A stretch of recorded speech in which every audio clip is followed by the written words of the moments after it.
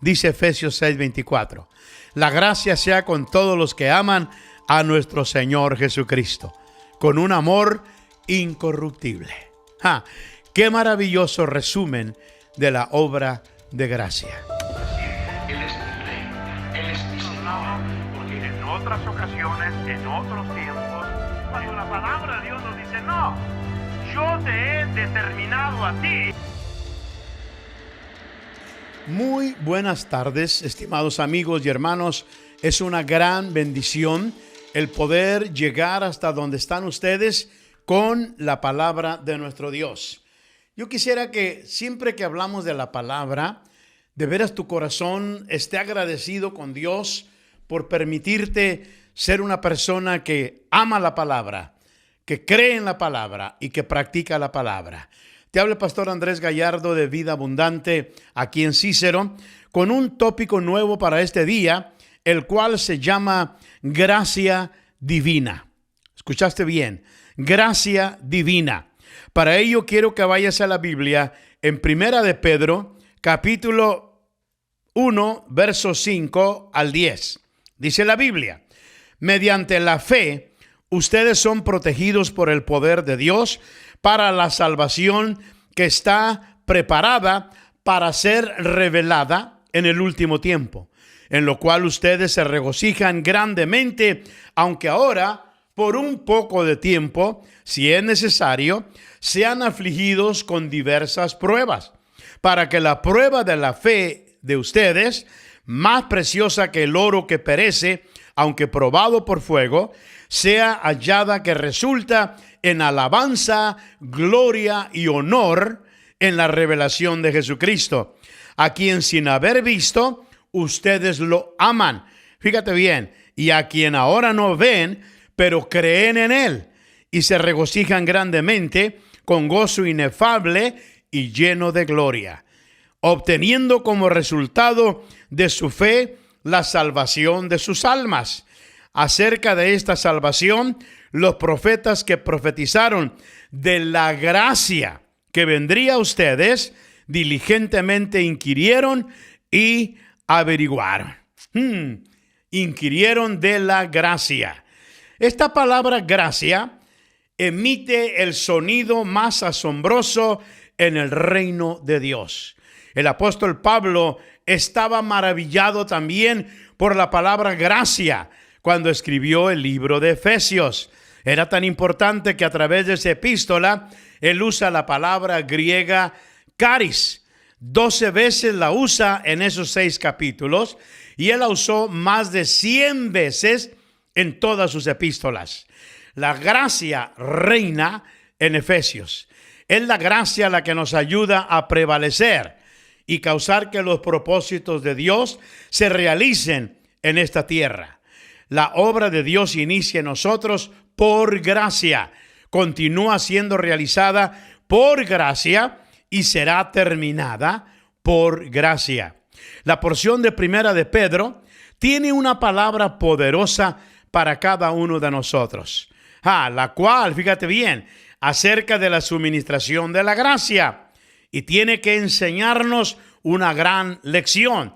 Por lo tanto, deberíamos de considerar su importancia y alcance con mucha seriedad en nuestra vida. Haciendo un poco de historia, desde el profeta Zacarías encontramos la palabra gracia en acción. En una profecía mesiánica, o sea, acerca del Señor Jesús, quien fue tipificado por Zorobabel, el líder de los primeros exilios que regresaron a Jerusalén de su cautividad en Babilonia. La palabra del profeta para él tenía que ver con terminar la tarea tan imposiblemente que parecía, humanamente, de traer a Sión al templo adornado con la presencia de Dios. Dice la Biblia, Zacarías 4:7, ¿quién eres tú, oh gran monte? Ante Zorobabel te convertirás en llanura, y él sacará la piedra clave entre aclamaciones de gracia, gracia a ella. El Cristo, fíjate bien, sacará la piedra clave. significa que Él terminará la obra poniendo la última piedra de la estructura, mientras se eleva una celebración que exalta la gracia que los llevó allí. Esta realidad, mi amado amigo, nos debe de llenar de gozo el que la gracia es suficiente para perfeccionar la obra de Cristo en nuestra vida, mientras ofrecemos como un templo para el Señor adoración a Dios. Como en un templo preparado para el Señor, ofrecemos la palabra de Dios, ofrecemos realmente la comunión con Dios. Según dice Efesios 2:21, somos un templo santo para el Señor. Esto es una maravillosa verdad. Nuestros débiles esfuerzos para crecer en el Señor solo hacen lugar para que su gracia realice su obra poderosa en nosotros, mientras nosotros cedemos y crecemos en nuestra vida a su obra. La gracia tiene un increíble significado, así como lo hizo en el Antiguo Testamento. Dice la Biblia, pero Noé halló gracia ante los ojos del Señor. Génesis 6:8. Esta palabra gracia viene de la palabra hebrea chen, significando encontró favor o aceptación por otro. Es uno de los significados más cercanos al hebreo de chesed, que significa bondad y amabilidad. Pero llegó a ser un concepto tan poderoso en el Nuevo Testamento que se tuvo que encontrar una palabra con un significado mucho más profundo para describir su poder y su gran belleza.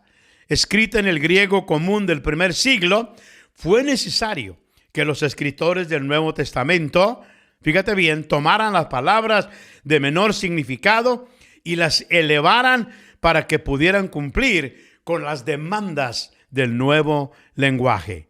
Una de las tales palabras era caris, la que llegó a usarse para gracia en el Nuevo Testamento.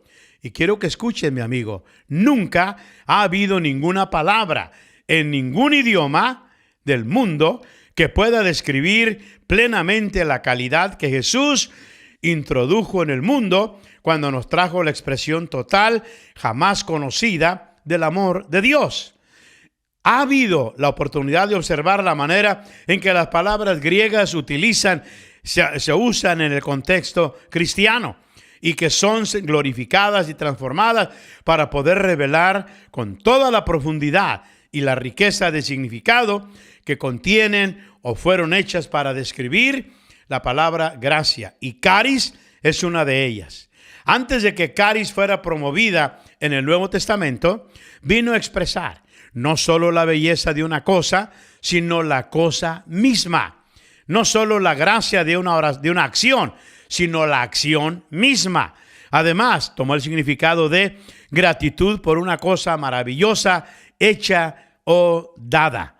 Pero esta palabra tan noble esperó para su consagración más elevada, porque no solamente tuvo un cambio de significado, sino que este significado fue ennoblecido, glorificado o exaltado, de solo un beneficio terrenal a uno celestial, de significar el favor y la gracia y la bondad de un hombre hacia otro hombre, a establecer el favor, gracia y bondad de Dios hacia el hombre. Fíjate el cambio, de un hombre a otro hombre, ahora de Dios directamente al hombre. Por lo tanto, por necesidad, lo digno a lo indigno, lo santo a lo pecaminoso. La religión le pide al hombre que no peque para que pueda conocer mejor a Dios.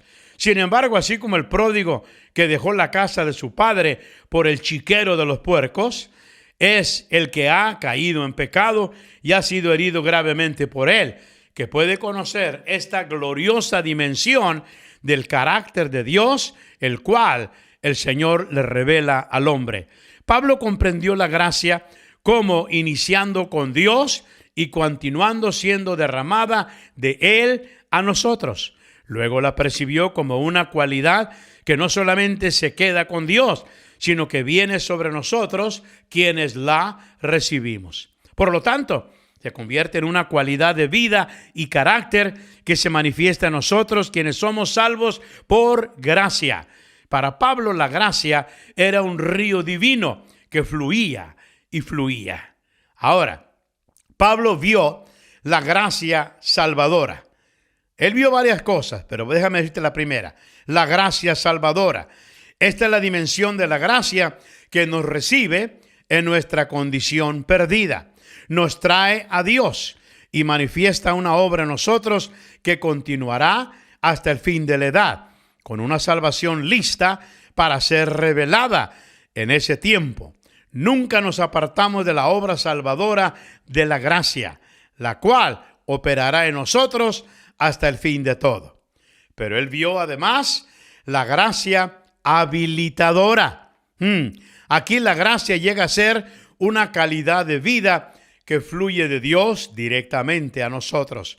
Nos da el poder y la sabiduría para poder enfrentar cualquier demanda que la vida pueda atraernos. Y mientras surgen las dificultades, nuestra percepción de la gracia como una fuerza nos capacita y nos habilita, dotándonos de poder. ¿Y qué? Esta gracia va a traer armonía donde había desarmonía. Habrá algo hermoso en lo que antes era horrible. Traerá éxito donde había fracaso, porque tiene un poder transformador. Pablo vio, además, lo que podemos llamar gracia ennoblecedora. Y esto es importante, sea que vengamos de una familia de vagamundos o de reyes, la gracia nos levanta a la posición de hijos de Dios. Esto es nobleza extrema.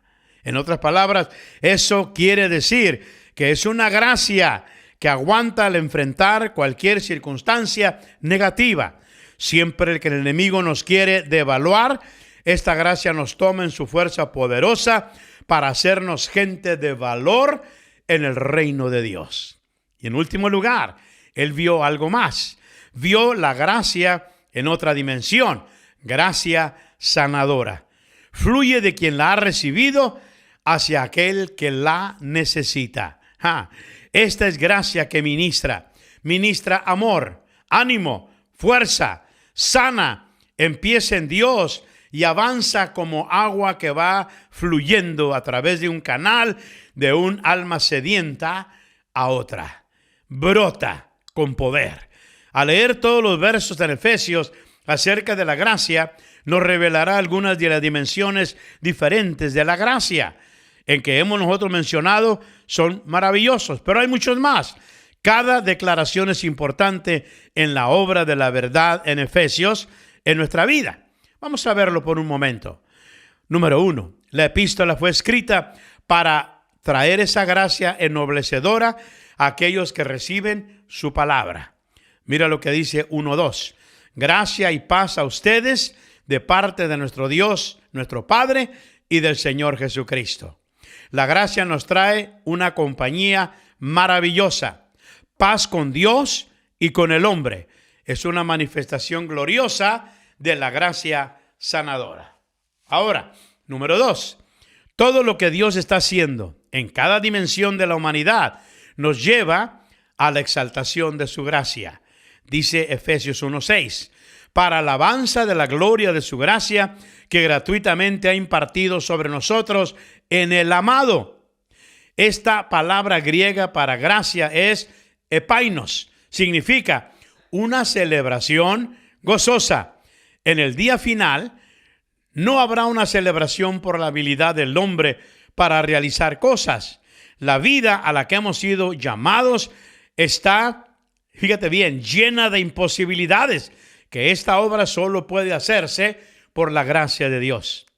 Por lo tanto, toda celebración y alabanza que habrá en ese día final será para la gloria de su gracia. Maravilloso. Ha impartido o ha aceptado.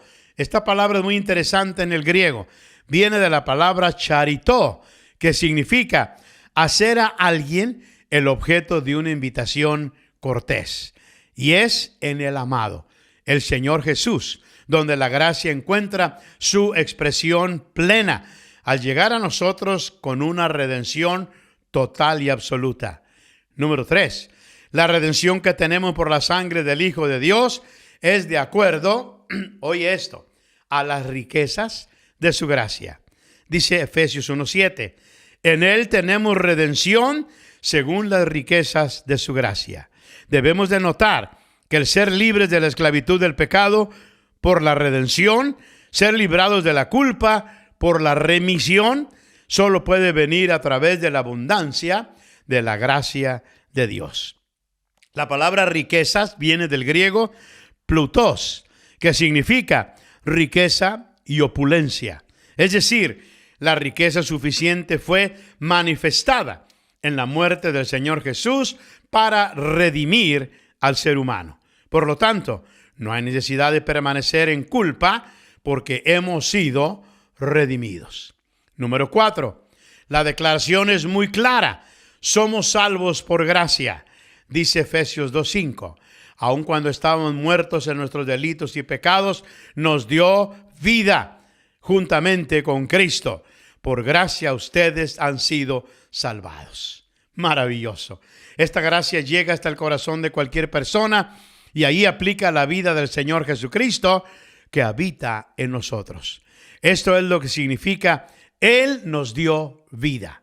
Es la obra energética de la vida de Cristo en nosotros, porque fue manifestada cuando Él resucitó de los muertos. Esto nos introduce a la extensión completa y total de la gracia salvadora. Mi amado amigo, no podemos recibir una manifestación mayor de gracia que la que nos fue dada cuando fuimos vivificados con Cristo. Número 5. Con toda la vida disponible a nosotros ahora en Cristo, hay una abundancia de gracia por ser conocida en las edades venideras. Dice la Biblia, Efesios 2:7, a fin de poder mostrar en los siglos venideros las sobreabundantes riquezas de su gracia por su bondad para con nosotros en Cristo Jesús. Cada dimensión de gracia llenará nuestra vida y nos llevará hasta el final de nuestra jornada en Cristo Jesús. Con gran gozo lleno de maravilla nos espera toda la extensión y la expresión de la gracia de Dios. Y aquí es donde recibimos la plenitud de su gracia, moviéndose en nosotros hasta su reino eterno. Y número 6, se vuelve a enfatizar, somos salvos por gracia, y que esta operación está operando, manifestándose en aquellos que creemos. Esto es maravilloso. Fíjate bien.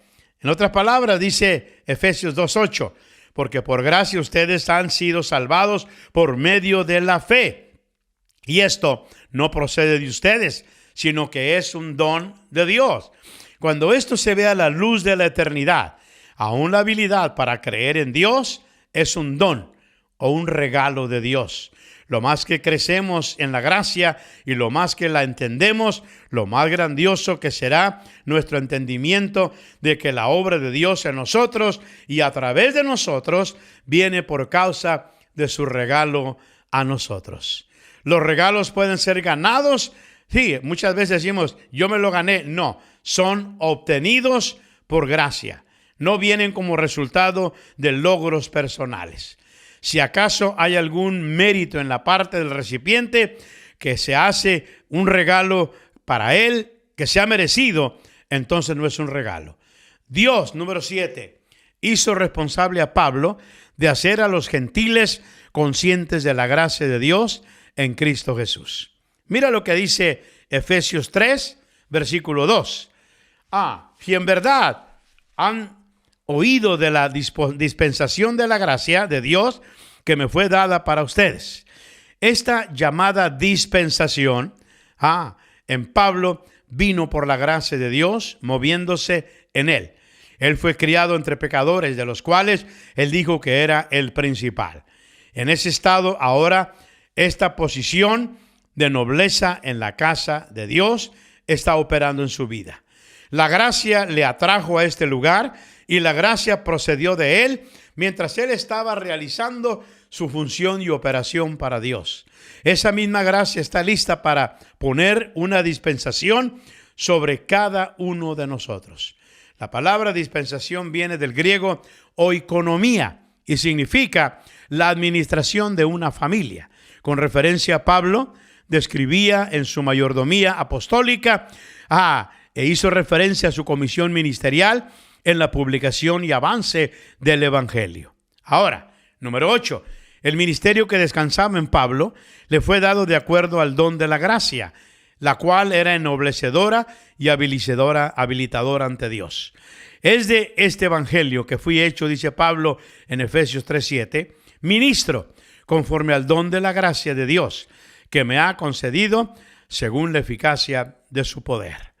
El poder de Dios viene con la gracia de Dios. Pablo vio esto.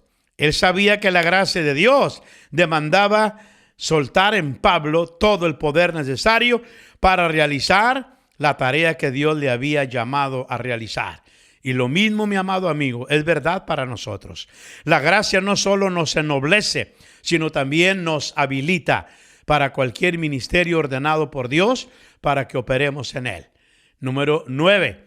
Fue la gracia la que lo habilitó a Pablo para predicar el evangelio a los gentiles. Efesios 3:8.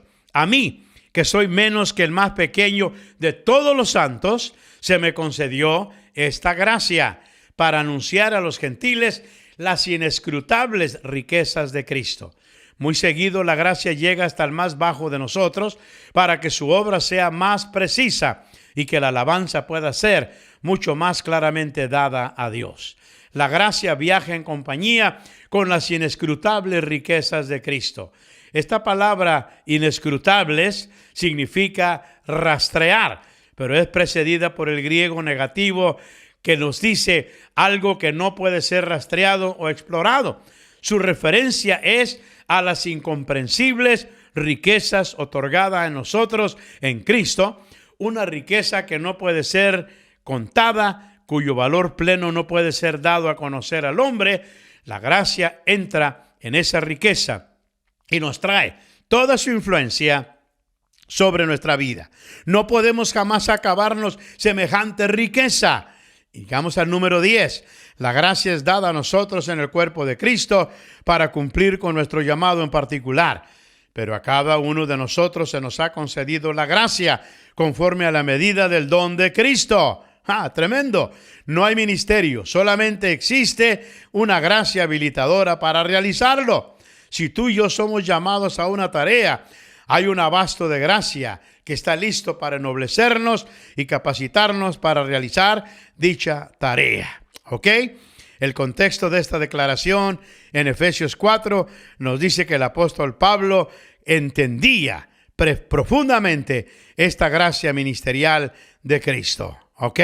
Ahora, llegamos al 11. Las palabras que hablamos pueden ser traer gracia sanadora a uno de los que nos escuchan. Efesios 4:27. No salga de la boca de ustedes ninguna palabra mala, sino solo la que sea buena para edificación, según la necesidad del momento, para que imparta gracia a los que escuchan. Esta clase de gracia encuentra su forma de ser transferida por la palabra hablada, a menudo de un creyente a otro. Es importante. Por lo tanto, vemos que la gracia lleva con ella algo como un poder creativo, el cual puede ser manifestado cuando hablamos con nuestros hermanos en el cuerpo de Cristo.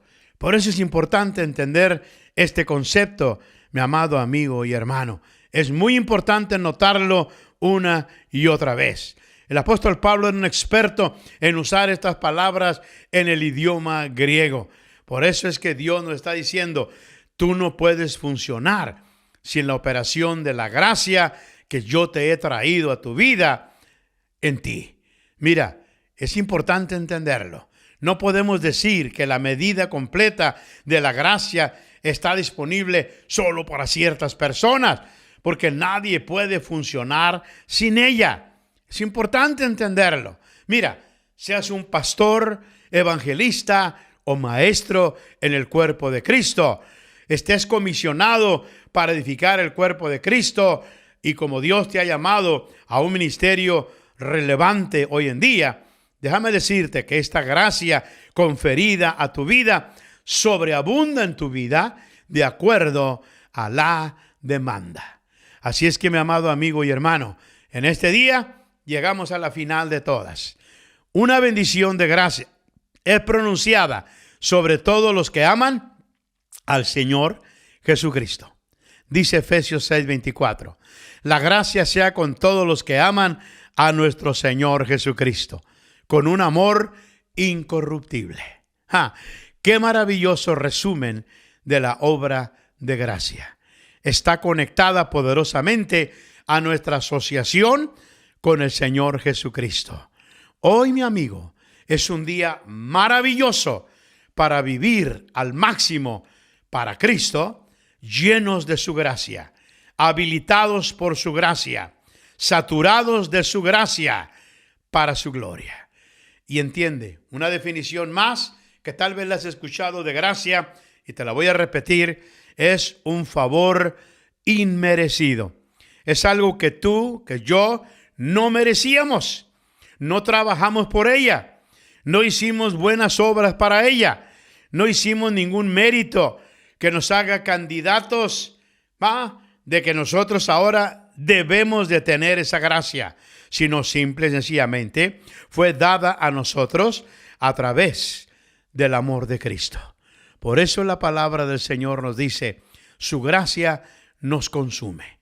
Su gracia está operando en nuestra vida a través de la palabra del Señor.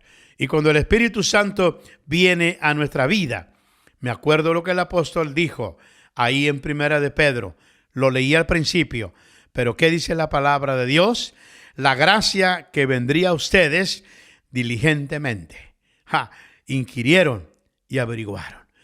Es bueno inquirir, investigar, conocer, abrir la palabra de Dios. Yo te reto, te animo, te desafío. Vete a la palabra y mira todas las veces que la palabra gracia sucede. El contexto donde funciona. ¿Qué es lo que el apóstol está diciendo acerca de la gracia? ¿Cómo podemos ser receptivos a esa gracia? ¿Cómo la gracia de Dios puede transformar nuestra vida? Darle valor, darle aceptación ante Dios, equiparla para poder tener acceso a Dios. En este día, mi amigo, vive en la gracia de Dios. Administra la gracia de Dios. Vive en su gracia, en el nombre de Jesús. Te habló el pastor Andrés Gallardo de Vida Abundante. Como siempre, es una gran bendición el poder estar junto a ti a través de este medio. En este día, vive en su gracia divina, en el nombre de Jesús, y regocíjate en lo que Dios tiene para ti. Nos vemos en el próximo programa. Ora para que Dios lo use como un medio de bendición. En tu nombre, Jesús. Amén.